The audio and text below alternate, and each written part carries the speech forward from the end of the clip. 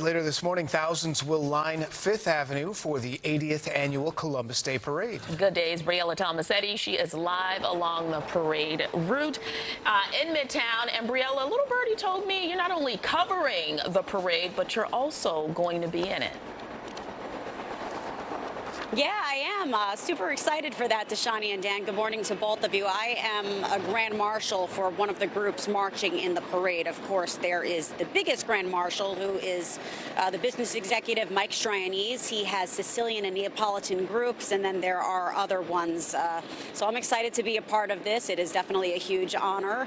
But let's talk about the street closures, the traffic, because it's going to be a headache for people who want to make their way around the city. Right now, this part of Fifth Avenue is wide open, but at 10 o'clock this morning, I'm being told it is going to close off to vehicular traffic. So that is when you don't want to be in this area if you don't have anything to do with the parade, if you're not watching it. And there will be up to 1 million spectators right here behind me in just a few hours from now.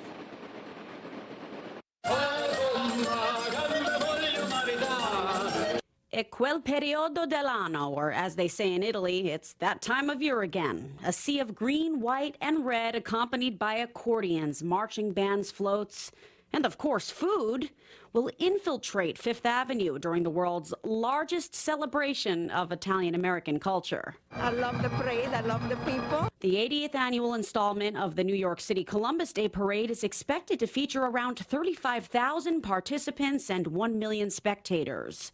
The parade is preceded by a mass at St. Patrick's Cathedral. It kicks off at 11:30 this morning from Fifth Avenue and 44th Street, continuing all the way up to 72nd Street.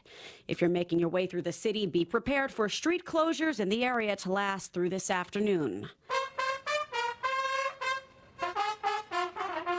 The celebration has roots dating all the way back to 1929.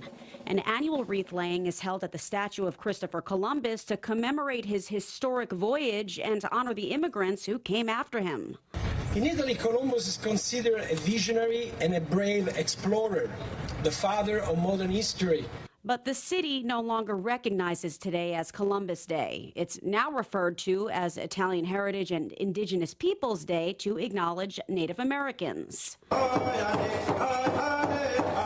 Yesterday in Crown Heights, people took part in cultural activities ahead of Indigenous Peoples Day at the Brooklyn Children's Museum.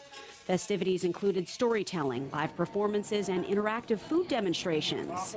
The events will continue today from 10 a.m. to 5 p.m. There's a lot of cultural exchange. There's a lot of art making, performing arts, and integrated dance and music, singing, and also foods, indigenous foods.